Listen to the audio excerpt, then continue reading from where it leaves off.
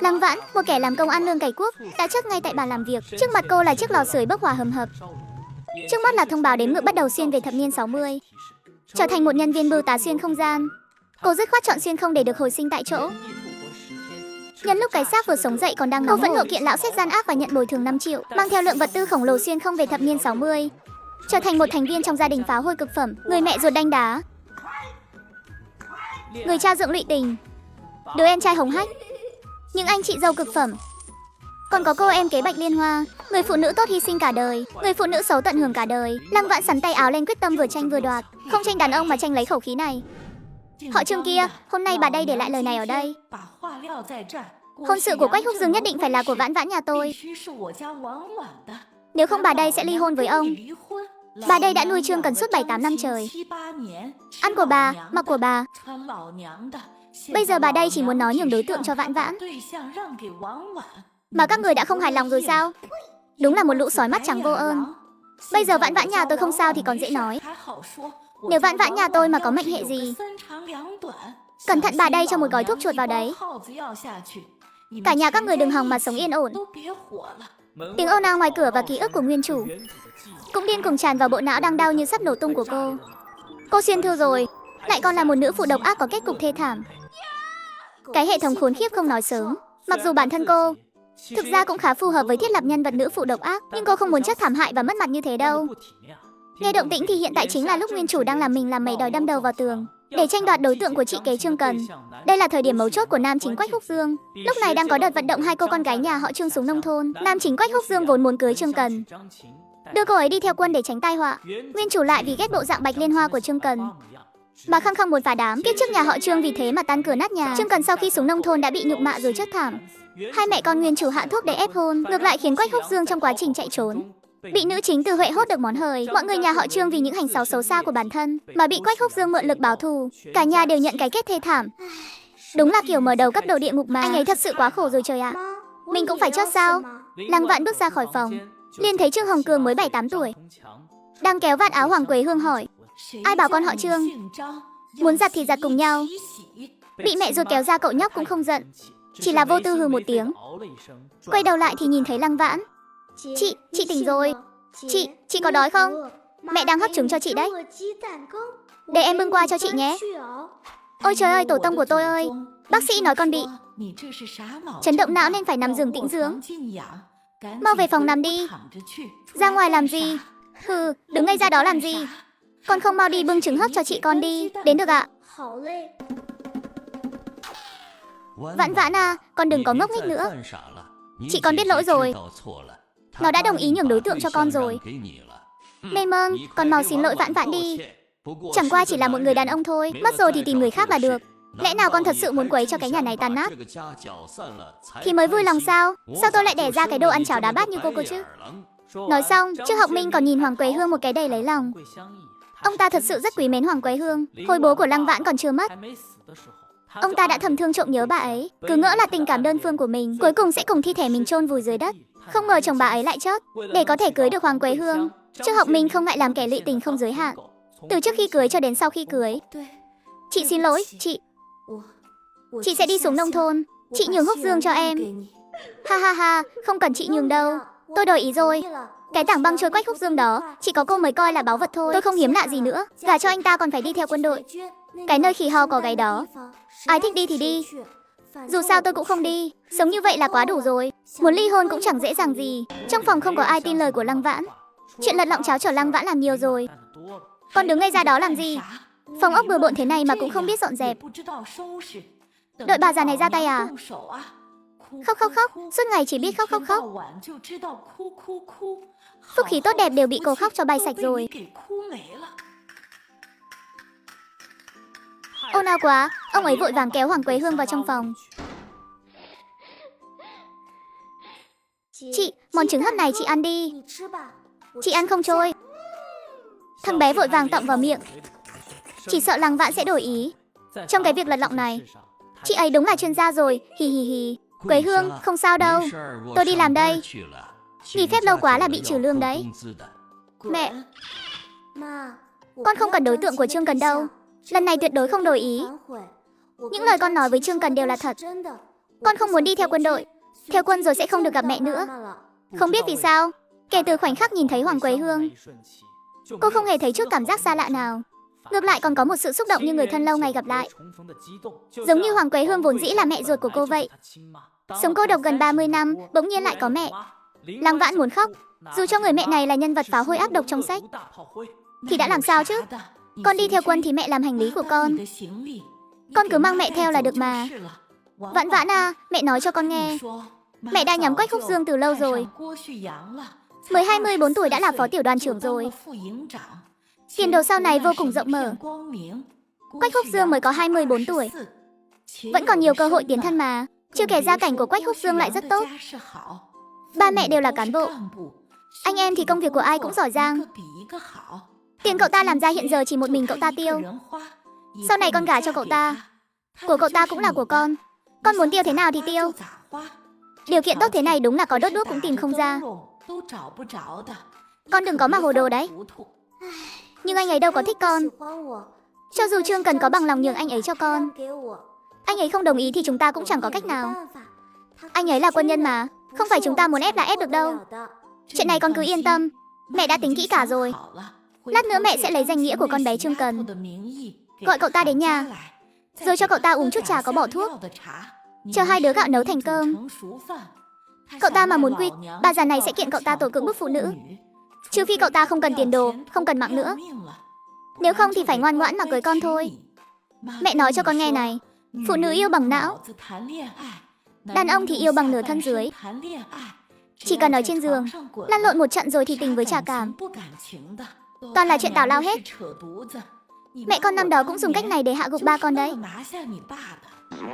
Đây là ép mình phải đi theo cốt truyện chính rồi. Mẹ, con có mục tiêu tốt hơn rồi. Là một vị đoàn trưởng, để thuyết phục Hoàng Quế Hương.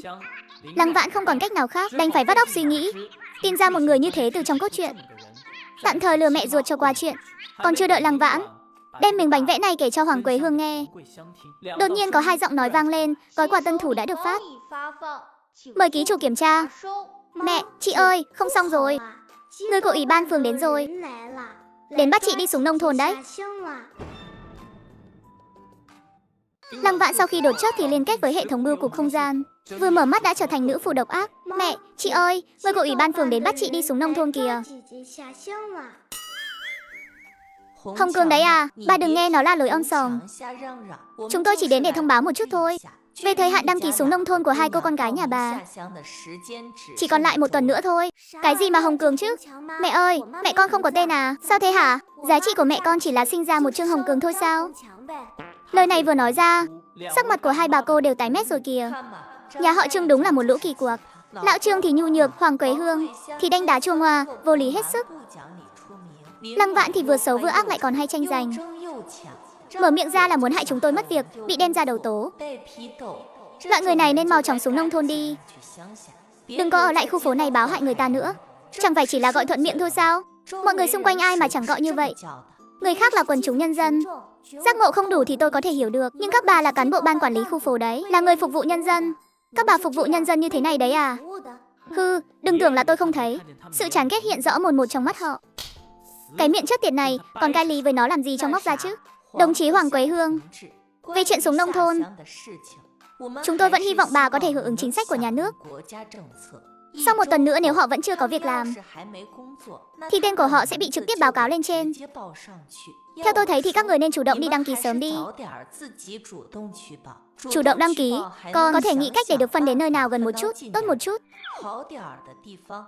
Nếu không thì trên đó sắp xếp thế nào? Các người muốn đổi cũng không đổi được đâu.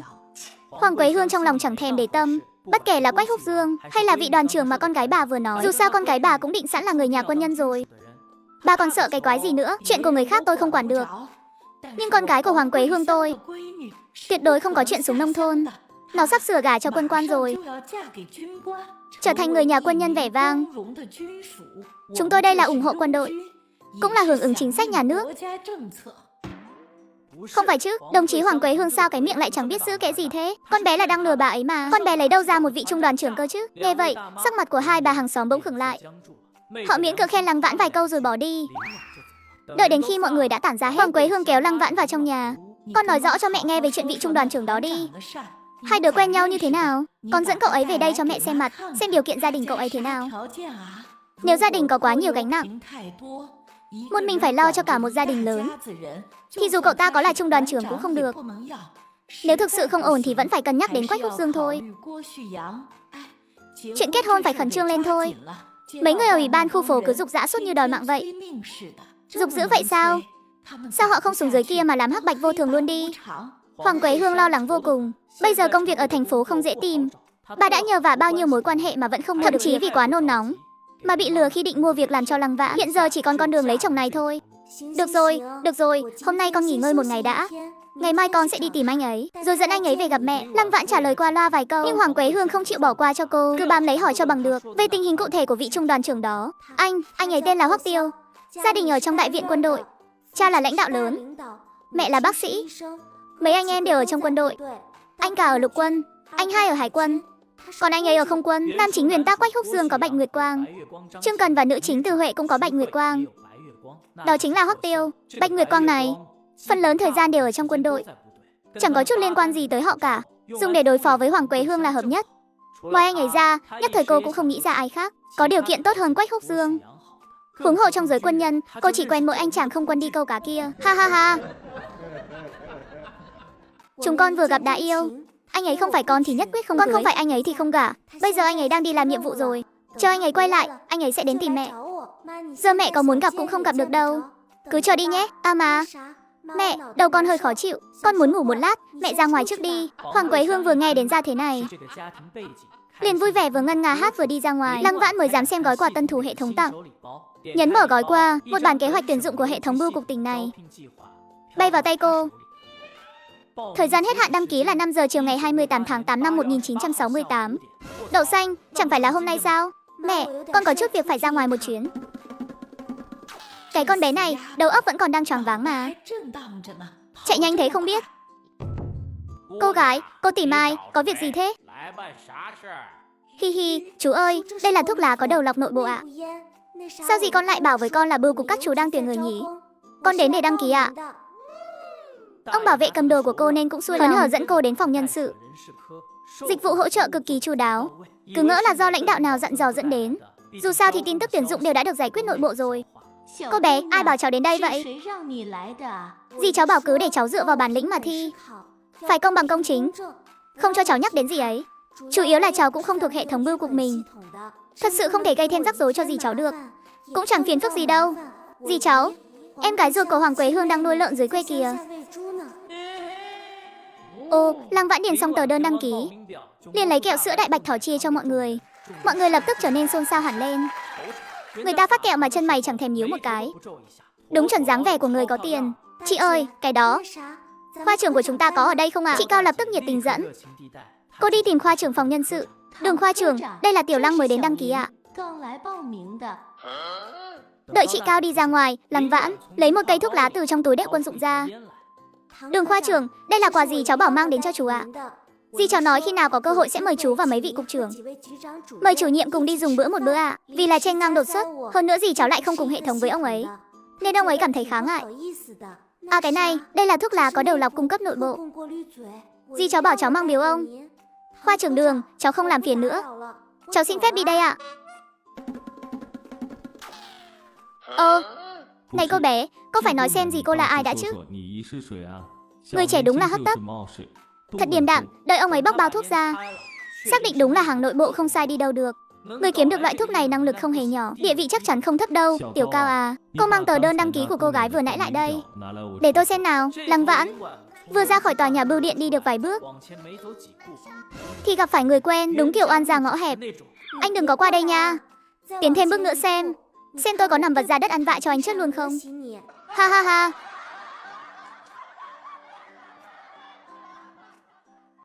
Đừng có qua đây. Tiến thêm bước nữa xem tôi có nằm vật ra đất ăn vạ anh không. Quách Húc Dương tức đến bật cười trước sự vô lại của Lăng Vãn. Anh ta vừa bước lên một bước đã bị Trương Cần túm lấy tay áo. Anh tuyệt đối đừng để chị ta ăn vạ đấy. Trương Cần, cô ta cướp đối tượng của em nói nhường là nhường sao? Em coi anh là cái gì hả? Bây giờ em còn nói giúp cho cô ta nữa. Anh thật sự nhìn lầm em rồi. Quách Húc Dương, anh đúng là đồ mắt mù. Anh cũng xứng gọi là đàn ông sao? Đến người phụ nữ của mình cũng không bảo vệ được. Còn trách cô ấy không bảo vệ tình cảm của hai người. Anh đâu phải không biết địa vị của cô ấy ở nhà. Cô ấy hiền lành như của hồng mềm, phản kháng được sao? Còn anh thì sao? Không cứu được cô ấy thoát khỏi hố lửa mà chỉ biết nổi nóng vô cớ. Tôi phỉ nhổ vào, đồ hèn. May mà bà đây đổi ý không thèm cướp nữa. Nếu không thì dù có cướp được cũng phải đem vứt vào thùng rác thôi. Mình đã bằng đến mức này rồi, coi như là bày tỏ rõ thái độ của mình rồi nhỉ. Nhanh cái chân lên, mau cút đi đăng ký kết hôn đi. Chỉ cần họ kết hôn ngay lập tức thì đồng chí Hoàng Quế Hương cũng chẳng có cách nào ép buộc nữa. Trương Cần có thể tránh khỏi việc xuống nông thôn, thoát khỏi số phận bị trà đạp đến chót. Như vậy vận mệnh bi thảm của cả gia đình tôi có thể hoàn toàn thay đổi rồi. Nghĩ đến đây, Lăng Vãn lập tức tràn đầy ý chí chiến đấu. Cô ta lại muốn giở trò gì nữa đây? Cô ta làm vậy chắc chắn chỉ là để chia rẽ mình và anh Húc Dương. Nhưng tại sao mình lại thấy cô ta nói đúng nhỉ? Lăng Vãn, cô đừng có vừa ăn cướp vừa la làng. Rõ ràng mẹ con cô mới là người bắt nạt Trương Cần. Mẹ cô đúng là một bà mẹ kế độc ác. Trong nhà việc gì cũng giao cho Trương Cần làm. Hở một chút là mắng chửi cô ấy, còn giúp cô cướp đồ của cô ấy nữa. Mắng đồng chí Hoàng Quế Hương là không được đâu nhé. Đó là người mẹ mà tôi có được sau khi xuyên không đấy. Không được chỉ tay vào tôi. Anh mở to đôi mắt chó của mình ra mà xem. Con gái nhà ai mà không phải làm việc, riêng gì cô ta, Trương Cần là ngoại lệ. Anh Quách Húc Dương sao có thể nói như vậy chứ? Em chỉ là lúc tủi thân thì than vãn với anh chút thôi. Sao anh có thể đem chuyện đó nói trước mặt Lăng Vãn chứ? Thật không dám tưởng tượng, đợi Lăng Vãn về mách lại với mẹ Hoàng Quế Hương thì ở nhà họ sẽ đối xử với mình thế nào đây? Trương Cần không phải ngoại lệ. Cô cũng là con gái của cái nhà đó. Tại sao cô chẳng làm việc gì hết? Tôi không làm là vì mẹ tôi thương tôi. Trương Cần không muốn làm thì cũng có thể tìm bố đẻ chống lưng mà. Năm đó khi mẹ tôi chưa gả sang đây, mọi việc trong nhà này đều do một tay cô ta báo hết. Cấp 2 còn bị ép nghỉ học. Là sau khi mẹ tôi gả sang mới bảo anh chị của cô ta tự lo việc nhà, tự trông con thì cô ta mới có thể tiếp tục đi học được chứ. Mẹ tôi không hề bạc đãi cô ta, không chỉ giúp cô ta giảm bớt một nửa công việc để học hết cấp 3, mà còn không dùng cô ta đổi xính lễ làm của hồi môn cho tôi. Mẹ tôi đã đánh bại 90% các bà mẹ kế trên cả nước rồi. Còn về chuyện cướp đồ, tôi đòi mà cô ta dám không đưa sao? Là bố đẻ cô ta cứ nhất quyết bắt cô ta lấy lòng mẹ tôi. Người bắt nạt cô ta là bố đẻ chứ không phải mẹ tôi. Tôi có mẹ bảo vệ thì không có gì sai. Cô ta không được bố thương cũng không thể đổ lỗi lên đầu chúng tôi. Quách Húc Dương, anh đúng là đồ nhu nhược. Anh biết rõ Trương Cần khó khăn thì nên lấy chị ấy mới đúng. Đưa chị ấy rời khỏi gia đình đó. Đằng này lại quay sang trách chị ấy đã nhường anh cho tôi. Anh là con người bằng xương bằng thịt, chị ấy có thể ép anh lấy tôi được sao? Chị ấy chẳng qua chỉ là thuận theo lời nói để bớt bị mắng. Anh không thương xót chị ấy thì thôi lại còn sắt muối vào vết thương của người ta. Trương Cần, chị cũng chẳng phải hạng tốt lành gì. Chị yếu đuối thì chị có lý chắc, cứ phải xoay quanh chị mới được sao? Chị không sinh cũng chẳng nuôi Quách Húc Dương. Lấy tư cách gì mà coi anh ta như món đồ nhường qua nhường lại? Đã coi tôi như thú dữ rồi, mà còn đẩy tôi cho anh ta. Rõ ràng là vì bản thân mình mà hại anh ta cả đời.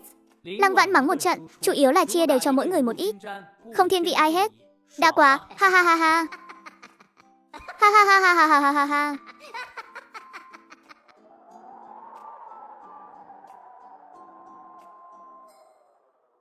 Trời ơi Hoắc Đồn, cô gái đó ghê gớm thật đấy. Ai mà lấy phải cô vợ như thế thì đúng là xui xẻo. Trời đất, cô ta nói chuyện cướp đối tượng của người khác mà cứ như đúng rồi vậy. Phí hoài một gương mặt xinh đẹp, không ngờ lại độc địa như thế. Phó đoàn trưởng Tiêu đời rồi. Sao tôi lại thấy cô ấy nói có lý nhỉ? Trên chiếc xe buýt bên lề đường cách đó không xa, cảnh vệ kiêm lái xe Đỗ Quốc Cường đã chứng kiến toàn bộ. Cứ lải nhải không ngừng. Tới rồi, cô ấy đi tới kìa. Trời a Hoắc Đồn, nữ đồng chí này trông xinh như tiên nữ vậy. Không được bàn tán về nữ đồng chí. Nhưng ngay khoảnh khắc sau, một cô gái vừa ngân nga hát, vừa tung tăng chạy ngang qua trước đầu xe buýt. Ánh mắt của Hoắc Tiêu theo bản năng đã dõi theo bóng hình vui vẻ đó. Nhìn cô ấy chen lên xe buýt. Hệ thống, ra đây đi, tôi báo danh xong rồi. Ngươi đưa đề thi và đáp án cho tôi đi. 2 ngày nữa là thi rồi. Không có đề thi thì tôi thi cái vẹo gì chứ? Đồng chí Lăng Vãn, để đổi đề thi và đáp án cần 100 điểm tích lũy. Nhưng hiện tại điểm tích lũy của chị là 0. Cho nợ đi chứ, cái hệ thống này sao mà keo kiệt thế? Một chút điểm ban đầu cũng không cho. Hay là người đã biển thủ điểm ban đầu của tôi rồi? Cô quên lúc cô sắp bị thiêu ở lò hỏa táng rồi sao? Đã chọn dùng hết điểm tích lũy ban đầu để đổi phục sinh tại chỗ và tăng thêm 10 ngày dương thọ. Cô nên cảm thấy may mắn mới đúng. Khiến cho điểm tích lũy ban đầu chỉ còn 100 điểm, nhưng để bảo vệ mạng sống và xuyên không thì cần tới hàng chục tỷ điểm. Hệ thống chính đã phát hiện ra lỗi. nên đã cập nhật bản và lỗi rồi. Chức năng dùng toàn bộ điểm tích lũy để đổi lấy quyền lợi nào đó cũng đã bị hủy bỏ. Đó là một chức năng xa xỉ. Sao toàn là lỗi tại nó hết vậy? Cái đồ thùng thùng thối tha. Vậy thì phải kiếm điểm bằng cách nào? Thùng thùng tiện tay ném cho cô một bản hướng dẫn tân thủ. Sau đó hậm hực ẩn thân rồi thoát mạng. Lăng Vãn sau khi xem xong bản hướng dẫn liền mua ngay 100 cái phong bì từ hệ thống và 100 con tem, tổng cộng tốn hết 5 đồng. Đợi khi về tới khu tập thể, cô gọi hết lũ trẻ còn lại. Mỗi đứa được phát một viên kẹo hoa quả, rồi dụ dỗ chúng viết thư cho nhau. Cứ viết qua viết lại liên tục, viết không chớt thì cứ viết cho tới chớt luôn đi. Lúc này, ở cửa tụ tập mấy bà thím hàng xóm, cứ ló đầu vào dòm ngó. Ái cha, Hồng Cường, Hoàng Quế Hương, cái con Lăng Vãn nhà bà đang làm gì thế này? Đang chơi đồ hàng với một lũ nhóc tì à? Tôi nói này Quế Hương, bà chiều chuộng con Lăng Vãn nhà bà quá mức rồi đấy. Chơi đồ hàng thì cũng không được lấy đồ thật ra phá hoại như thế chứ. Làm vậy tốn bao nhiêu tiền rồi? Phong bì với tem thứ tốt như thế mà lại đem đi phí phạm. Con Lăng Vãn nhà bà không phải bị đập đầu đến hỏng não rồi chứ? Con Lăng Vãn nhà bà nếu mà bị điên thì có phải là không cần phải xuống nông thôn nữa không? Thế thì chắc chắn là không được rồi. Đây là thanh niên xuống nông thôn để hỗ trợ xây dựng, chứ không phải đi để phát điên hay phá hoại đâu. Ánh mắt mọi người nhìn Lăng Vãn lập tức thay đổi. Bà thím họ Tô nghe vậy liền lập tức lén lút chuồn ra ngoài. Bà ta định đi báo cáo đấy. Hóa ra con cái mình đang tính chuyện giả điên sao? Cũng đúng, giấy chứng nhận kết hôn mà chưa lấy được thì vẫn chưa yên tâm. Nhất định phải chuẩn bị sẵn cả hai phương án. Con gái mình đúng là thông minh. Liên quan gì đến mấy người? Đúng là ăn cơm nhà bác Tù và hàng tổng. Con gái tôi thích chơi thế nào thì chơi. Ông Trương nhà tôi nuôi nổi. Các người có đỏ mắt ghen tị cũng vô ích. Đi đi đi, đừng có vây quanh nhà tôi. Đừng mà, mọi người vào chơi đi. Lại đây viết thư, viết 5 bước. Con sẽ cho một viên kẹo hoa quả. Mẹ cũng viết đi. Mẹ viết cho bố con đi. Viết cho vợ chồng Trương Hồng Kỳ và Trương Hồng Bân. Đây là bà Tần và bà Dương, đang hớt hải chạy đến. Bất kể các người giở trò quỷ gì, đến giờ là đều phải về nông thôn hết. Dám giả điên để trốn tránh thì ông Trương nhà các bà đừng hòng mơ tới danh hiệu tích cực nữa. Chờ đó mà đi dọn nhà vệ sinh đi. Lăng Vãn một mực kéo hai bà vào nhà để viết thư. Hai bác à, chỉ cần mỗi người viết 5 bức thư, con đảm bảo 1 tuần sau nếu không có việc làm, không kết hôn, nhất định con sẽ nhanh chóng đi về nông thôn. Cô ta rốt cuộc có phải đang giả điên không? Người bình thường nào lại đi phá phách phong bì và tem thư như thế chứ? Thế là Lăng Vãn lôi hết mọi thứ ra phá một lượt. Ngay cả Trương Cần lúc về cũng bị đè đầu ra bắt viết. Kết cục là Lăng Vãn thu hoạch được 338 điểm tích lũy. Hệ thống cũng phải cạn lời trước thao tác này của cô, rồi lặn mất tăm để khẩn cấp nâng cấp sửa lỗi. Lăng Vãn nhanh chóng đổi lấy bộ đề thi có sẵn đáp án. Lăng Vãn khá là hài lòng. Kết quả là nhìn thấy bữa tối trên bàn, còn người suýt chút nữa là rớt ra ngoài luôn. Một chậu cháo khoai lang, nước cháo trong veo như nước lã. Cô từng nghĩ thập niên 60 sẽ thiếu ăn thiếu mặc, nhưng không ngờ lại thiếu đến mức này. Lúc này hệ thống bỗng nhiên hiện ra nhắc nhở thân thiện. Hoàng Quế Hương vì muốn giữ cô lại không phải về nông thôn, đã tiêu sạch tiền tiết kiệm của nhà họ Trương để tìm cách mua việc làm cho cô, nhưng lại bị người ta lừa hết sạch tiền rồi. Hố cũ chưa lấp, hố mới lại tới. Nếu cô mà không tích trữ hàng trước khi xuyên tới thì cái hố này biết lấp làm sao đây? Người cuồng con gái như Hoàng Quế Hương vì muốn mua việc cho cô mà bị lừa sạch tiền trong nhà. Từ đó món chính trên bàn ăn đã đổi thành khoai lang. Vốn dĩ tiền lương hàng tháng của chúng tôi đều nộp cho gia đình, dù thế nào cũng không thể bữa nào cũng cho chúng con ăn cái này chứ. Anh cả, Hồng Quân và cả ba còn phải đi làm nữa mà. Cứ ăn cái này mãi sao mà chịu nổi. Còn mấy đứa trẻ trong nhà nữa, chúng đó đến mức nào rồi? Lương thực ở trạm không xếp hàng mua được, hay là đi chợ đen mua ít lương thực giá cao đi. Hừ, cô nhường công việc của cô cho Vãn Vãn đi, thì bà già này sẽ đi mua lương thực giá cao. Nếu không, tiền này phải để dành mua việc làm cho Hồng Cường. Hồng Cường là con trai út của nhà họ Trương. Tôi tuyệt đối sẽ không để nó phải xuống nông thôn đâu. Lăng Vãn nhìn Trương Hồng Cường với ánh mắt thương cảm. Cứ mới 8 tuổi, liệu có gánh nổi cái tội nợ lớn thế này không? Họ đang thay đổi chiêu trò, ép mình phải nhường anh Húc Dương. Phần lớn tiền lương đều nộp cho gia đình, nhưng bữa nào cũng không được ăn no. Ai mà chịu cho thấu. Anh chị dâu chắc chắn sẽ thay nhau đến khuyên mình nhường đối tượng ra thôi. Nhưng Lăng Vãn có một câu nói đúng. Mình không có tư cách coi anh Húc Dương như một món đồ. Nhường qua nhường lại, nước tương hết rồi. Em đi mua nước tương đây. Thấy cô ấy chạy đi, chị dâu cả Bao Yến và chị dâu Hai Trọng Hồng Mai vội vàng đuổi theo, chặn cô ấy lại ở cổng đại viện. Cần, em hãy nhường Quách Húc Dương cho Lăng Vãn đi. Nếu không, cái nhà này thật sự sẽ bị mẹ con họ quậy cho tan nát mất. Bố mỗi tháng lương chỉ có mấy chục đồng. Trong nhà thì bao nhiêu miệng ăn. Con cái em ngày nào cũng kêu đói không yên. Vậy mà cô ta lại coi tiền như rác. Bây giờ mẹ cô ta còn quá đáng hơn, trực tiếp không cho cơm ăn, chỉ có mấy củ khoai lang. Em không sót anh trai em thì ít nhất cũng phải sót cho mấy đứa cháu này chứ. Chúng đều do một tay em chăm bẵm lớn lên, đều thân thiết với em nhất mà. Đúng, Cần em là người hiểu chuyện nhất. Em cũng không nỡ nhìn cái nhà này, vì em mà tan đàn xẻ nghé chứ. Đàn ông trong thiên hạ đâu chỉ có mỗi Quách Húc Dương. Em nhường người cho cô ta đi, các chị sẽ tìm cho em một núi khác tốt hơn. Sẽ không để em phải xuống nông thôn đâu. Lăng Vãn đuổi theo ra thấy cảnh này, thật là hù vía. Chưa bị tức chết hả? Có xong chưa vậy? Bì thư và tem cũng là đối tượng của tôi mua cho tôi chơi đấy. Trong nhà hết lương thực rồi. Lương thực ở trạm lương thực không dễ tranh mua đâu. Nhà nào mà chẳng như vậy. Dựa vào cái gì mà trách mẹ tôi? Hơn nữa tôi chẳng hiếm lạ gì Quách Húc Dương. Đừng có ép cả cho tôi. Tất nhiên nếu chị dâu cả, chị dâu hai có nhìn chúng thì mau dứt khoát ly hôn với anh cả, anh hai đi, rồi cải giá cho anh ta. Nhưng bây giờ là xã hội mới rồi, không được phép nạp thiết đâu. Hai người ai muốn gả thì cứ đánh nhau một trận đi. Cái miệng độc địa chẳng chút nề tình. Mặt Bao Yến và Trọng Hồng Mai xanh mét cả rồi, nhưng bọn họ chỉ có thể nhịn. Nếu không đứa nhỏ với mách lèo thì ông già có thể lập tức đuổi cả hai nhà bọn họ ra khỏi cửa ngay.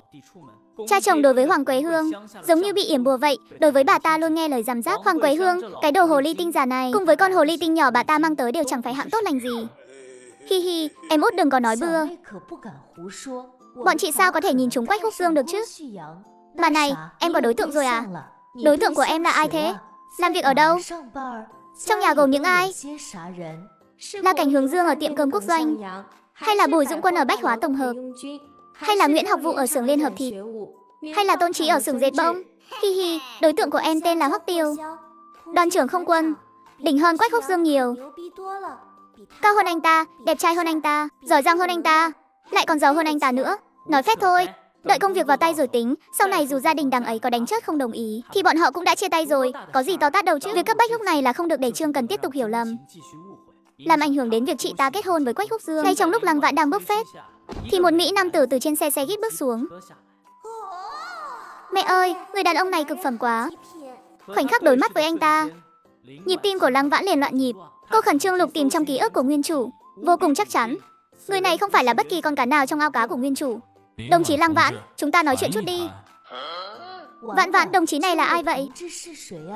Hoắc Tiêu. Cô ấy lấy người ta làm bia đỡ đạn, kết quả lại để chính chủ nghe thấy rồi. Không phải chứ, sao Hoắc Tiêu lại ở Hoa Thành? Anh ta cùng đơn vị với Quách Húc Dương mà. Quách Húc Dương là về nghỉ phép thăm thân, nhà của Hoắc Tiêu ở Kinh Thị. Anh ta dù có thăm thân thì cũng nên về Kinh Thị chứ. Nếu không tôi cũng chẳng dám nói sằng nói bậy như thế này. Đồng chí Lăng Vãn. Nói, đổi chỗ khác nói. Cô ấy kéo cửa xe, nhanh chóng leo lên xe. Ôi mẹ ơi, ha ha ha ha ha ha.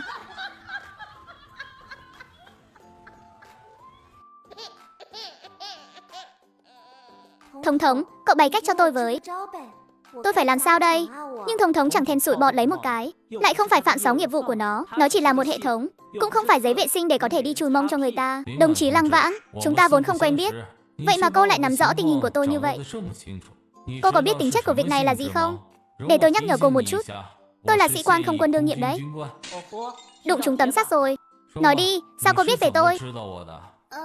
Tôi nói là tôi bịa ra. Anh có tin không? Hoắc Tiêu không nói gì, trong đôi mắt tưởng như hờ hững lại ẩn chứa sự sắc bén. Anh tin hay không thì tôi cũng là bịa ra thôi. Anh còn chưa từng gặp tôi, sao có thể yêu tôi từ cái nhìn đầu tiên được, rồi đòi cưới tôi cho bằng được. Nhưng tình hình của anh là một lần tôi đi đến ngõ Nham Thạch, nghe một cô gái tên là Từ Huệ nói. Lúc đó cô ấy nói với một đồng chí nam đang đeo bám mình rằng người cô ấy thích là anh là sĩ quan. Bảo đồng chí nam kia tự soi gương lại mình đi, không bằng anh thì đừng có đến trước mặt cô ấy làm xấu mặt. Chuyện này trong sách có viết, cho nên Lăng Vãn căn bản không sợ bị điều tra. Từ Huệ và Quách Húc Dương lăn giường cũng là vì đồng chí nam đã đeo bám cô ấy đó, đã nảy sinh ý đồ xấu với cô ấy. Quách Húc Dương đang trúng thuốc xuất hiện, cứu cô ấy. Từ Huệ thấy Quách Húc Dương đang khó chịu, để báo đáp ơn cứu mạng của anh ấy nên đã lên giường với Quách Húc Dương. Mục đích chính là dùng anh làm bia đỡ đạn. Nếu không mẹ tôi cứ tưởng tôi thích Quách Húc Dương. Người bình thường thì nên biết rằng có một đối tượng như anh thì không thể nào còn để mắt tới Quách Húc Dương được nữa. Những gì cô vừa nói hãy viết thành một bản tường trình, ngày mai đưa cho tôi sẽ đi xác minh Nhưng trước khi điều tra rõ ràng, mỗi tuần cô phải viết cho tôi một bức thư, báo cáo tình hình gần đây và bản báo cáo tư tưởng của cô. Địa chỉ ngày mai tôi sẽ đưa cho cô. Không phải chứ, cô ấy lại gặp phải bên anh rồi, đồng chí Hoắc Tiêu à. Chúng ta nói lý lẽ chút được không? Tôi đã nói hết với anh rồi mà. Nếu cô không đồng ý, tôi sẽ đưa cô đến cục an ninh để điều tra ngay bây giờ. Cô ấy không thể đến cục an ninh được, không phải sợ bị điều tra, chỉ sợ bị tạm giam vài ngày. Thế thì cơ hội việc làm của cô ấy sẽ mất tiêu, ra ngoài là phải xuống nông thôn ngay. Cô ấy không chịu nổi cái khổ của việc làm ruộng đâu. Được rồi, tôi đồng ý với anh, chỉ là bên anh thôi mà. Cô ấy dư sức đối phó. Cuối cùng Hoắc Tiêu đã đưa cô ấy về nhà. Đám bà tám hàng xóm lập tức vây quanh Lăng Vãn. Đó là đối tượng của cháu hả? Ồ, còn lái cả xe hơi nữa kìa. Anh ta là tài xế của đơn vị nào vậy? Lái xe cho vị lãnh đạo nào thế? Cháu giỏi thật đấy. Đối tượng của cháu tìm được việc làm cho cháu rồi phải không? Cái đó, bảo đối tượng của cháu giới thiệu cho con Thúy Hoa nhà bác một người luôn đi. Tránh ra hết đi, nghèo đến mức không có cơm ăn à? Đến giờ cơm rồi mà còn chặn đường người ta, chuyện nhà các bà à? Đến lượt các bà hỏi sao? Có gì mà đắc ý chứ? Có giỏi thì tìm một vị lãnh đạo đi. Tìm được một tên tài xế mà cũng tinh tướng. Mê mâng, mẹ nghe chị dâu cả và chị dâu hai của con nói. Đối tượng của con, Hoắc Tiêu, cao giáo và đẹp trai lắm đúng không? Lăng Vãn gật đầu. Đúng là rất đẹp trai. Sắp làm con mê mẩn đến lú lẫn luôn rồi. Nhưng một anh chàng đẹp trai thế này mà đến tìm rắc rối, thì rắc rối đó sẽ tăng lên gấp bội đấy. Vãn, mẹ nói cho con nghe. Tìm đàn ông điều quan trọng hàng đầu chính là phải tìm người vừa cao vừa đẹp. Như vậy sau này sinh con già mới xinh đẹp được. Bố con ngày xưa cũng đẹp trai lắm, con nhìn xem con xinh đẹp nhường nào. Đàn ông ấy mà, chỉ là công cụ sinh con thôi. Gương mặt và vóc dáng là quan trọng nhất. Nhưng chú Trương cũng đâu có tính là ưa nhìn đâu mẹ. Đó là vì hồi đó mẹ không có sự lựa chọn nào khác. Lúc đó cả gia đình bà nội còn muốn ăn tươi nuốt sống gia sản của mẹ con mình. Một mình mẹ không đấu lại nổi họ. Cả nhà họ đuổi con và mẹ ra ngoài. Chú Trương lúc đó lại muốn kết hôn với mẹ. Ông ấy là người dễ kiểm soát nhất trong đám đàn ông. Mẹ cải giá mang theo con là để con được sống tốt, chứ không phải đến nhà người ta để hầu hạ cả một gia đình, lại còn khiến con phải chịu ủy khuất. Lăng Vãn nghe xong trong lòng thấy xót xa. Cô cảm thấy mọi thứ trong ký ức giống như chính bản thân mình đã từng trải qua vậy. Thật là kỳ lạ. Đồng, ra đây nói xem nào. Tại sao tôi lại thấy cuộc sống trước kia của nguyên chủ lại vô cùng quen thuộc, giống như là cuộc đời của chính mình vậy. Bởi vì đó là cô ở thế giới song song mà. Nếu không linh hồn và thể xác không tương hợp thì căn bản không thể xuyên không được. Tôi là sản phẩm của thế giới công nghệ, không phải thế giới huyền huyễn, nên không hiểu về việc đạt giá đâu. Vậy nên mẹ đúng là mẹ ruột rồi. Vất vả cho con rồi. Ra là tôi cũng có tình yêu của mẹ. Người làm mẹ cũng không hoàn toàn chỉ vì cô đâu. Cho dù không có cô, mẹ cô cũng sẽ chọn chủ trương để tái hôn thôi. Đặc biệt là phụ nữ góa chồng, thật sự rất khó để đi bước nữa. Chỉ có chủ trương là người ích kỷ và lạnh nhạt, không mang đến con cái trong nhà. Mẹ nói sao là ông ấy nghe vậy. Thôi không nói chuyện của mẹ nữa. Mẹ con không có ngốc đâu, kiểu gì cũng có thể sống tốt thôi. Nào, con kể kỹ cho mẹ nghe về Hoắc Tiêu đi. Lăng Vãn biết chuyện này không tránh được. Trước đây chính chủ Hoắc Tiêu chưa xuất hiện, cô tự nhiên là muốn bốc phét thế nào thì cứ bốc phét thế ấy, hận không thể thổi phồng Hoắc Tiêu thành Ngọc Hoàng Đại Đế. Nhưng giờ thì phải khiêm tốn thôi. Mẹ, Hoắc Tiêu là phi công át chủ bài đó. Thân phận của anh ấy cao quý lắm. Tuổi trẻ tài cao đã là phó đoàn trưởng rồi. Không được rêu rao đâu ạ. Nếu không bị kẻ xấu vì ghen ghét mà phá đám thì biết làm sao. Còn nữa, bị anh cả chị dâu, anh hai chị dâu lợi dụng thì biết làm sao. Dù Hoắc Tiêu chắc chắn không giúp họ, nhưng họ có thể mượn danh nghĩa của anh ấy để ra ngoài kia diễu võ dương oai. Đến lúc đó họ đắc ý, người bị hại lại chính là con đây. Đều tại con nhất thời đắc ý mà khoe khoang với mấy chị dâu. Sợ gì chứ, yên tâm đi. Có mẹ ở đây, ai cũng đừng hòng lên mặt. Hi, đợi khi ra khỏi phòng, Lăng Vãn liền lấy bánh bao và gà quay từ trong không gian ra, đặt lên bàn. Đây là do đối tượng của con gửi đến đấy. Trời nóng không để lâu được, mọi người chia nhau ăn đi. Khoảnh khắc nhìn thấy những thứ này, cơn giận của mọi người đối với Hoàng Quế Hương đã tan biến đi một nửa. Hoàng Quế Hương đứng bên cạnh thì xót của vô cùng. Cái con bé này chẳng thèm hỏi mẹ lấy một tiếng, đã mang đồ ăn quý giá như vậy ra rồi. Đáng lẽ phải đóng cửa lại rồi lén ăn một mình chứ. Bánh bao với gà quay này là đối tượng của Vãn Vãn gửi tới đấy. Vãn Vãn vốn dĩ có thể ăn một mình, nhưng con bé vẫn nhớ đến gia đình nên mới nhịn ăn. Nhất định mang về đây cho mọi người cùng hưởng lộc. Hừ, hôm nay đã được ăn thịt rồi. Ít nhất cũng cầm cự được 3 ngày. 3 ngày tới nấu cơm thì bớt cho 2 củ khoai lang vào. Cho thêm nhiều nước chút. Như vậy thì khoai lang trong nhà mới cầm cự được thêm vài ngày. Gắng gượng đến lúc ông Trương phát lương. Lương rồi, hắc hắc hắc. Vãn Vãn thật lương thiện. Tùy con đó, ôi Vãn Vãn à. Chú Trương được thơm lây nhờ con rồi. Đây là lần đầu tiên trong đời chú Trương được hưởng phúc từ phận con cháu đấy. Anh cả, anh hai rồi cả chị cả của con nữa. Chưa bao giờ biết nghĩ đến chuyện hiếu kính cho người làm cha này. Chút đồ ăn ngon nào mang về. Vãn Vãn tìm được đối tượng cực kỳ giỏi giang. Là một tài xế đấy à? Cái gì mà là tài xế? Chẳng phải Vãn Vãn nói là một đoàn trưởng sao? Con là đoàn trưởng không quân nữa. Mấy người chắc chắn là nghe nhầm rồi. Vãn Vãn nói đối tượng của con bé là tài xế lái xe cho đoàn trưởng thôi. Nhầm cái nỗi gì? Rõ ràng là chính miệng Lăng Vãn nói mà. Đáng lẽ phải biết từ sớm. Cái miệng của con bé này chẳng có câu nào là thật cả.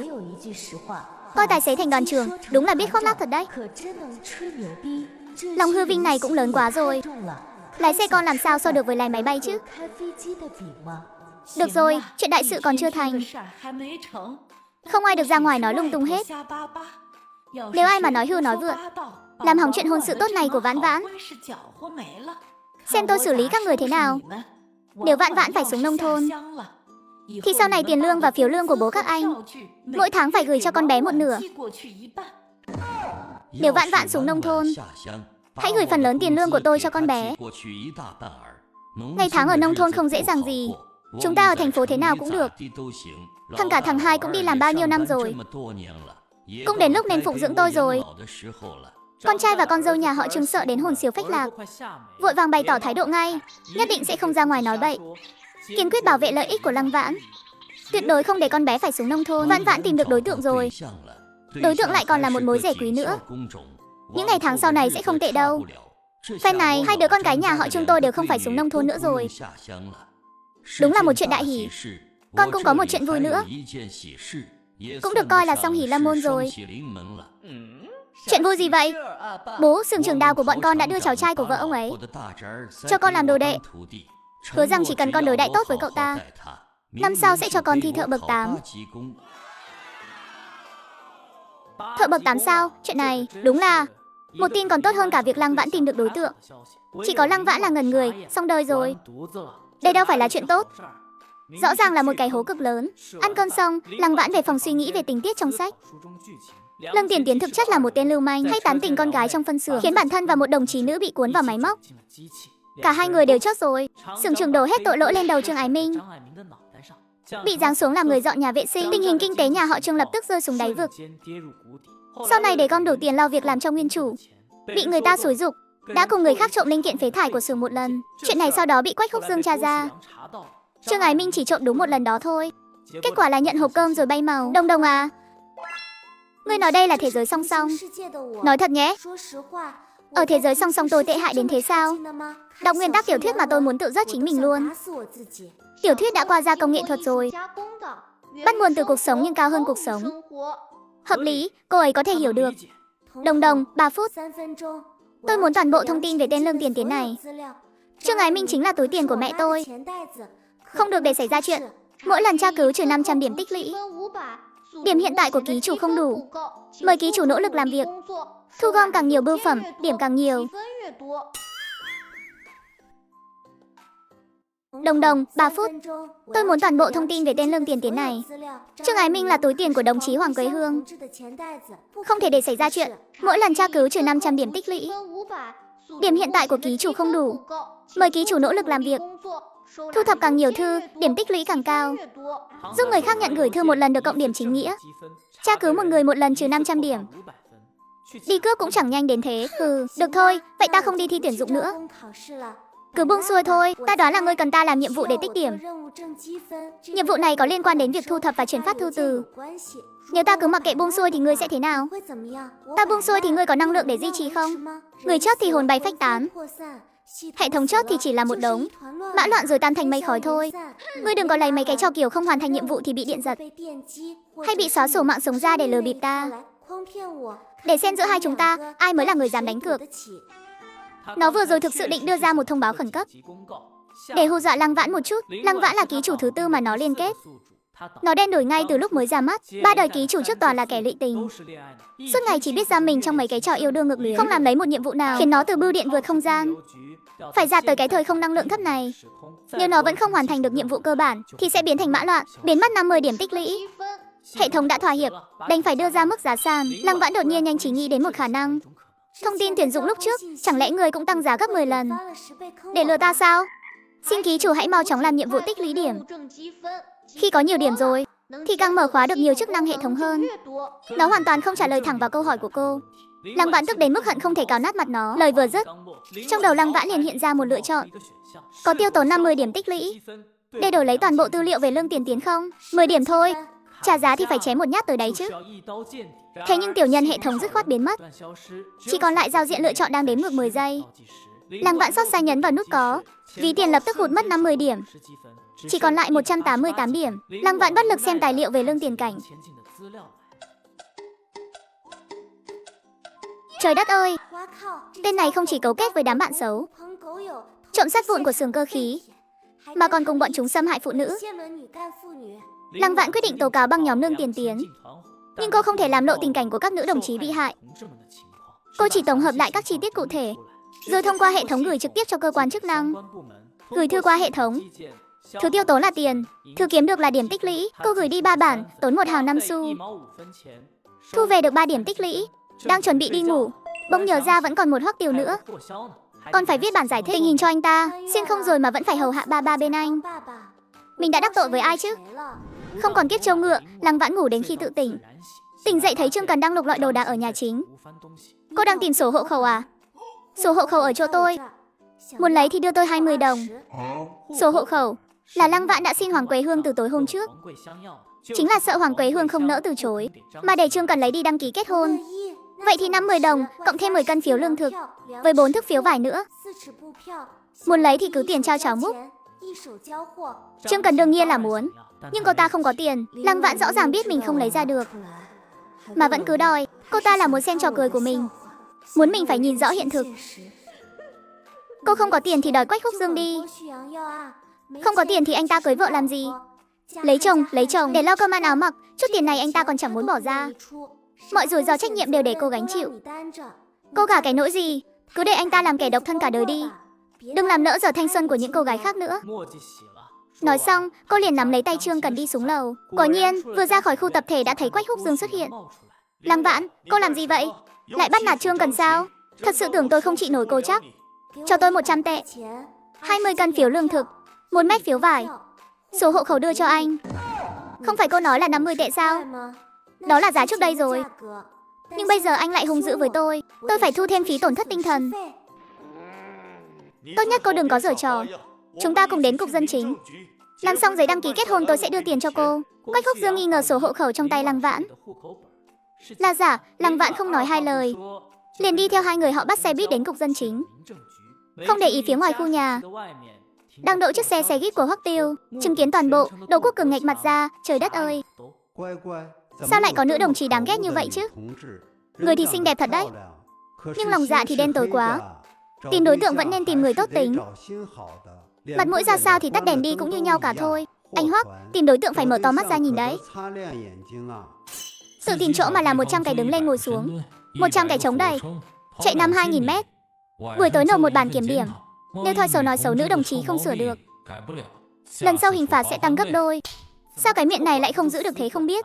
Từ cục dân chính đi ra, Lăng Vãn liền đưa tay đòi tiền và phiếu từ Quách Húc Dương. Cảm ơn anh nhé, anh rể. Chúc chị và anh rể tân hôn vui vẻ. 100 tệ lận đó, tương đương với 3 tháng lương của công nhân bình thường. Sướng rơn cả người, ha ha ha. Cô quay người bước đi, không mảy may do dự. Ký chủ, có người đang theo dõi cô. Mấy người? Xem ra là nhận tiền giữa đường nên bị nhắm tới rồi. 300 điểm tích lũy. Biết rồi, có 3 tên, hừ. Bày mưu dụ địch. Thế là Lăng Vãn dắt mũi bọn chúng, đi tới một con hẻm nhỏ vắng vẻ. Trong tay vẫn còn cầm một chiếc dùi cui điện lấy ra từ không gian. Các người muốn làm gì? Tôi sẽ hét lên đấy, cứu mạng với.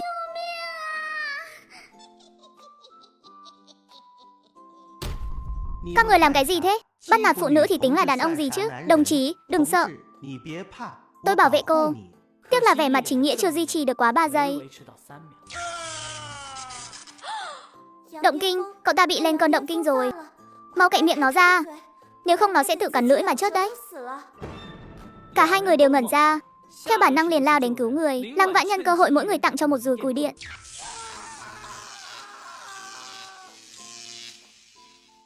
Ha ha, đợi bọn chúng ngã xuống hết. Lăng Vãn lấy cuốn sổ ra viết một bản tường trình tình hình. Sau đó dùng dao nhỏ rạch ngón tay bọn chúng, lần lượt ẩn dấu vân tay. Sau đó lột sạch quần áo của bọn chúng, chỉ còn lại cái quần đùi. Trói tay chân bọn chúng lại, tát 2 cái thật mạnh để đánh thức kẻ nằm trên cùng dậy. Anh! Người bị 3 tên côn đồ chặn đường trong ngõ nhỏ. Không những không làm gì được, cuối cùng còn bị Na Trà bắt ký vào bản nhận tội. Cô nãi nãi à, tha thứ cho chúng con đi ạ. Chỉ cần cô bằng lòng bỏ qua cho chúng con sẽ bồi thường hết vốn liếng cho cô. Không cần tiền của các người. Có biết Lương Tiền Tiến không? Kẻ có dượng là xưởng cơ khí Hồng Tinh ấy. 3 người nhìn nhau, kẻ này nhìn kẻ kia, lắc đầu như chống bỏi. Không biết ạ. Vậy thì đáng tiếc quá. Ở đây đợi các chú cảnh sát đến đi. Cô nãi nãi, tụi con không biết, nhưng có nghe danh hắn ta. Cô muốn tụi con giúp. Làm gì thì cứ nói rõ à, đừng đưa tụi con đến đồn cảnh sát mà. Nếu các người đã nghe nói về hắn, thì chắc cũng biết hắn đã làm những chuyện xấu xa gì. Trong vòng 1 tuần, lần này hắn không vào tù, thì các người sẽ vào tù. Chỉ có thời gian 1 tuần thôi đấy. Mặc kệ bọn chúng có quen biết hay không, mấy tên trộm muốn điều tra một tên trộm khác. Hơn nữa lại là tên trộm đã có thông tin rõ ràng, có khi còn dễ dàng hơn cả các chú cảnh sát ra tay. Cô cứ thế mà tha cho bọn chúng sao? Tôi hứa lần này tha cho bọn họ, nhưng chưa hề hứa lần sau sẽ tha. Tôi đã nói rồi mà, trái tim của người phụ nữ này đen tối tận cùng rồi. Đôi tay quý giá của anh ta nặng ngàn cân, không thể giơ cao lên được. Lăng Vãn vừa ra khỏi con hẻm, nụ cười trên mặt liền đông cứng lại. Lên xe đi, ha ha. Là anh à, cái đó, thật là trùng hợp. Không trùng hợp đâu, tôi từ khu tập thể nhà máy cơ khí đến đây mà. Người phụ nữ này mỗi lần gặp anh đều có bất ngờ. Cái này, cái kia, tôi có thể giải thích mà. Mê mơ. Lăng Vãn bị anh ta nhìn chằm chằm đến mức nghẹn lời, cảm giác bất cứ lúc nào cũng có thể bị anh ta nhìn thấu dễ dàng. Thôi, không giải thích nữa. Dù sao mình cũng là nữ phụ độc ác rồi. Làm chút chuyện độc ác thì đã sao chứ. Bản giải trình tình hình viết xong rồi. Lăng Vãn không nghe lời lên xe ngay, mà mượn sự che chắn của chiếc túi, từ trong không gian hệ thống lấy ra 2 tờ giấy vở bài tập đã gấp gọn, đưa cho Hoắc Tiêu. Hoắc Tiêu nhận lấy, mở ra xem, thấy chữ viết đẹp đến bất ngờ, nhưng không giống con gái viết, vô cùng sắc sảo. Có thể thấy được, nét bút rất mạnh, giữa các dòng chữ có một nỗi oán hận không thể che giấu được. Cái đó, đồ đưa cho anh rồi đấy. Tôi đi đây nha, lên xe, đến thăm nhà. Có nhầm không vậy? Anh ta coi mình là chủ nhiệm giáo dục hay sao mà còn đến thăm nhà chứ? Không cần thiết đâu nhỉ. Tôi chỉ khoe khoang với mẹ anh là đối tượng của tôi thôi. Anh định đi nhà tôi thật à? Chuyện này biết thu xếp làm sao đây? Liên quan gì đến tôi? Đồ đàn ông vô tình thật đấy. Lăng Vãn đành phải lên xe. Thông Thông, có thể quay lại từ đầu không? Tôi hối hận rồi. Không nên vì để lừa người ta mà lôi Hoắc Tiêu ra làm lá chắn. Không được đâu, hừ. Hệ thống còn lạnh lùng vô tình hơn cả Hoắc Tiêu. Lăng Vãn chỉ đành dùng lý lẽ. Các anh làm việc thì cũng phải cân nhắc cho quần chúng nhân dân chứ. Đi tay không đến nhà sao? Làm vậy thì hàng xóm sẽ nhìn tôi thế nào đây? Sẽ nhìn nhà chúng tôi thế nào đây? Hơn nữa sau này anh không đến nhà tôi nữa, mọi người sẽ tưởng là anh không cần tôi nữa. Tôi sẽ trở thành trò cười cho cả nhà máy cơ khí mất. Hoắc Tiêu coi như không nghe thấy, tập trung lái xe. Đối với những lời phàn nàn và lầm bầm của cô, anh vẫn dửng dưng. Chuyện này hôm nay, hãy bổ sung một bản tường trình chi tiết. Còn nữa, Quách Húc Dương là quân nhân, cô nên tránh xa anh ta ra. Tôi là đòi tiền từ Trương Cần, không có đòi tiền Quách Húc Dương. Anh ta đâu có ngốc. Tống tiền quân nhân là phải đi bóc lịch đấy. Đòi tiền Trương Cần thì lại khác. Đó là chuyện của người trong nhà. Người đàn ông này thật sự có bản lĩnh. Chỉ một câu nói đã khiến người đang mê mẩn nhan sắc của anh đến mức không thể thoát ra được, bỗng chốc trở nên thanh tịnh ngay lập tức. Đến khu tập thể người nhà, Hoắc Tiêu lấy từ trên xe xuống mấy món đồ. Anh, cho dù có đến nhà bố vợ thật, cũng không có ai ra tay hào phóng như vậy đâu. Chúng tôi làm việc sẽ cân nhắc cho quần chúng nhân dân trước. Phải đáp trả lại anh ta mới được. Nhưng mà cân nhắc cho quần chúng nhân dân mà dùng đến mao đài và thuốc lá Trung Hoa sao? Cứ thấy có gì đó sai sai. Nếu đổi lại là người đàn ông khác, tôi đều sẽ nghĩ là người đó có ý với mình. Hoắc Tiêu, thôi bỏ đi. Chắc là anh ấy tiện tay lấy từ nhà đi thôi. Làm việc công mà còn dùng đồ nhà bù vào. Xem giác ngộ này kìa, ôi trời. Giá mà người bị để mắt tới không phải là tôi thì tốt rồi. Lăng Vãn, cháu dẫn đối tượng về nhà à? Đối tượng này của cháu thật khôi ngô quá, rất xứng với cháu đó. Ái cha, đây là Mao Đài phải không? Đối tượng của cháu hào phóng quá nhỉ. Này chàng trai, nhà cậu làm nghề gì thế? Hoàng Quế Hương, đối tượng nhà Vãn Vãn nhà bà mang Mao Đài đến thăm kìa. Tránh ra nào. Là Tiểu Hoắc đến rồi. Mau dẫn vào nhà đi. Còn cả bà mẹ vợ nữa, mau ra mở cửa đi. Càng nhìn càng thấy ưng ý. Không hổ là con gái của mình. Ánh mắt nhìn đàn ông cũng y hệt mình vậy. Nhưng trong nhà không có cơm canh gì để tiếp đãi cả. Ngày nào cả nhà cũng phải ăn khoai lang mà. Chao ơi, chỉ đành sang tìm lão ngũ nhà bên mượn ít tiền, tem lương thực với tem thịt thôi. Lão Trương phải mau chóng phát lương đi chứ. Tiểu Hoắc, đây là lần đầu cháu tới nhà. Chú uống với cháu một ly. Cháu xin lỗi chú ạ, đơn vị của cháu có quy định không được uống rượu. Ái chà, xem cái đầu óc của tôi này. Cháu lái xe cho lãnh đạo thì đúng là không được uống rượu thật. Vậy thì hút điều thuốc đi. Quy định của đơn vị là cả thuốc và rượu đều không được đụng vào, đúng không? Anh ấy lái xe cho lãnh đạo. Tài xế thì trên người không được có mùi thuốc hay mùi rượu. Hơn nữa uống rượu rồi lái xe rất dễ xảy ra chuyện. Đơn vị của họ quản lý nghiêm lắm. Nói xong cô còn nhìn Hoắc Tiêu mỉm cười nháy mắt. Trái tim Hoắc Tiêu không dưng lại run lên một cái. Nếu đây thực sự là mỹ nhân kế của đặc vụ, thì nếu đổi lại là một người có ý chí không kiên định, chắc chắn sẽ trúng kế ngay lập tức. Đúng thế à, hi hi hi, bố. Hôm nay nhà mình có đại hỷ. Con uống với bố. Đây là rượu Mao Đài đấy. Đợi Hoắc Tiêu đi rồi, mấy thứ đồ này đều sẽ bị Hoàng Quế Hương thu lại rồi khóa kỹ cho mà xem. Mọi người cứ uống đi. Nếu uống say thì xin nghỉ phép. Con rể lần đầu tới nhà, dù sao cũng phải thể hiện sự hào phóng một chút. Dì Hoàng, dì cũng uống một chút đi. Mọi người cùng uống đi nào. Hóa ra là đang đợi ở chỗ này. Mao Đài mặt, ai mà chẳng muốn uống chứ. Uống quá chén rồi thì chuyện gì mà chẳng tuôn sạch ra ngoài. Tâm cơ của người đàn ông này ít nhất cũng phải có 1.800.000 cái. Tôi không uống, Hoắc Tiêu cũng không ép tôi. Anh dùng trà thay rượu kính chú Trương và dì Hoàng. Chỉ trong thời gian một bữa cơm, tổ tông 18 đời của nhà họ Trương, tổ tông 18 đời của Lăng Vãn, toàn bộ đều bị Hoắc Tiêu hỏi ra bằng sạch. Nhưng về thông tin của bản thân Hoắc Tiêu, cũng chỉ có tên của một đơn vị, một địa chỉ ở Kim Thị. Chức vụ của cha mẹ cũng rất mập mờ. Sau đó Lăng Vãn, Hoàng Quế Hương bèn nhắc đến chuyện Hoắc Tiêu và Lăng Vãn đi đăng ký kết hôn. Đáng lẽ ra cha mẹ hai bên nên gặp mặt trước. Nhưng Lăng Vãn nhà chúng ta lại đang đối mặt với chuyện xuống nông thôn. Việc gấp nên phải linh hoạt. Dì à, cháu hiểu mà. Cháu cũng muốn sớm giải quyết vấn đề cá nhân với Lăng Vãn. Báo cáo kết hôn đã được nộp lên rồi. Chỉ 1-2 ngày nữa là có kết quả. Dù có chậm vài ngày, phía hội thanh niên trí thức Bắc cũng đừng lo. Cháu sẽ giải quyết ổn thỏa. Ha ha ha, mẹ.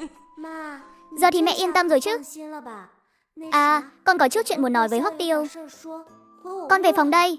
Lăng Vãn vội vàng đưa Hoắc Tiêu vào phòng mình. Hoắc Tiêu vừa mới ngồi xuống, Hoàng Quế Hương đã bưng một bát trứng luộc đường đỏ. Đi vào, Tiểu Hoắc à. Ở quê bác có quy định, con rể mới đến nhà đều phải đãi món trứng đường đỏ này. Lúc nãy bác bận quá nên hồ đồ, quên khuấy mất, còn mau ăn lúc còn nóng đi. Vãn Vãn, bảo Tiểu Hoắc nhất định phải ăn nhé.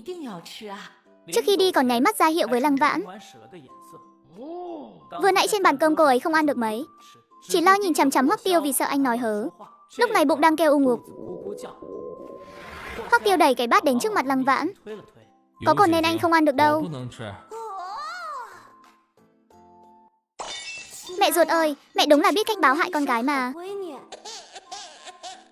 Anh đi trước đi. Anh, mau đi đi. Hoắc Tiêu thấy mặt Lăng Vãn đỏ bừng, liền biết cô đã trúng phải xuân dược rồi. Anh đưa em đi bệnh viện.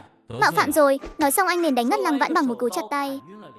Đến khi Hoàng Quế Hương thấy Lăng Vãn ngất xỉu trong lòng Hoắc Tiêu, bà liền ngây người. Dì à, đồng chí Lăng Vãn ngất rồi, cần phải đưa cô ấy đến bệnh viện. Hoàng Quế Hương vội vàng đi theo. Bác sĩ, con bé ăn phải nấm độc rồi. Bà không thể nói đó là thuốc kích dục. Nếu truyền ra ngoài, danh dự của Lăng Vãn sẽ tiêu tan hết. Bác sĩ vừa nghe thấy thế, lập tức rửa dạ dày cho Lăng Vãn, rồi truyền dịch cho cô. Sau một hồi lăn lộn, Lăng Vãn được đưa vào phòng bệnh truyền dịch rồi tỉnh lại. Vãn Vãn, con tỉnh rồi à? Con thấy trong người thế nào? Lăng Vãn yếu ớt đưa mắt nhìn quanh một lượt. Trong phòng bệnh chỉ có hai mẹ con. Trong lòng cô thầm thở phào nhẹ nhõm. Mẹ, Hoắc Tiêu đâu rồi? Anh ấy đi nộp viện phí rồi. Bác sĩ bảo con truyền dịch xong là có thể về nhà rồi đấy. Mà con làm sao thế hả? Sao con lại ăn bát trứng đường đỏ đó chứ? Hoắc Tiêu rốt cuộc là có ý gì? Cậu ta có phải là không muốn lo liệu nữa không? Hay là chúng ta vẫn nên tìm Quách Phúc Dương đi?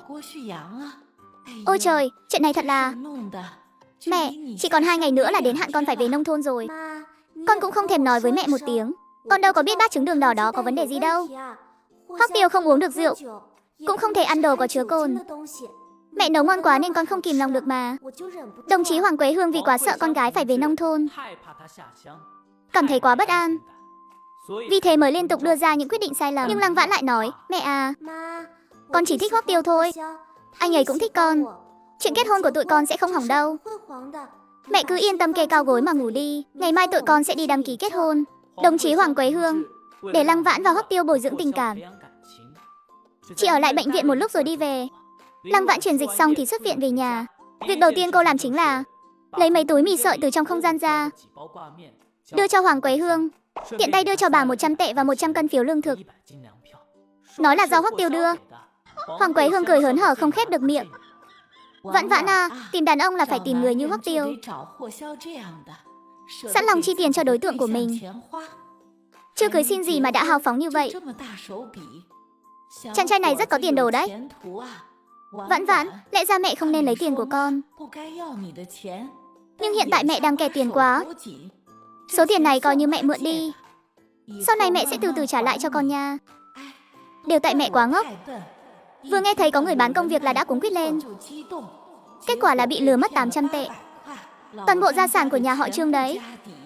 Đừng để mẹ tìm thấy. Cái tên lừa đảo đáng chết đó mà để mẹ tìm thấy, mẹ nhất định sẽ xé xác hắn ra mới thôi. Vẫn là Vãn Vãn của mẹ có phúc khí tốt, lại còn chu đáo mang mọi thứ về cho người mẹ ruột này, giúp mẹ giải quyết nỗi lo trước mắt. Có tiền, có phiếu, có mì sợi. Cuộc khủng hoảng lương thực mấy tháng này coi như đã vượt qua rồi. Hoàng Quế Hương vui mừng chưa từng thấy. Còn Lăng Vãn lúc này vốn dĩ định đến để lấp hố cho đồng chí Hoàng Quế Hương. Mẹ yêu thương che chở con đến lúc trưởng thành. Bây giờ đến lượt con hiếu kính với mẹ rồi. Mẹ đừng có nói mượn hay không mượn nữa. Làm như con là người ngoài vậy. Nói nữa là con sẽ giận đấy. Hoàng Quế Hương bị Lăng Vãn dỗ dành đến mức cười tê tét. Được, mẹ không nói nữa. Mẹ đi giặt quần áo cho con mau nghỉ ngơi đi. Hoàng Quế Hương đi ra ngoài. Lăng Vãn vội vàng lấy giấy bút ra viết bản trình bày tình hình. Viết xong cô ấy liền lấy đáp án ra học thuộc. Buổi tối sau khi ngủ thiếp đi, Lăng Vãn đã mơ cả đêm về những chuyện màu sắc liên quan đến Hoắc Tiêu. Giây trước cô ấy vừa lột quần của Hoắc Tiêu, giây sau Hoắc Tiêu liền rút súng bắn chết cô ấy. Xuân mộng biến thành ác mộng. Ôi mẹ ơi, ha ha ha ha ha ha.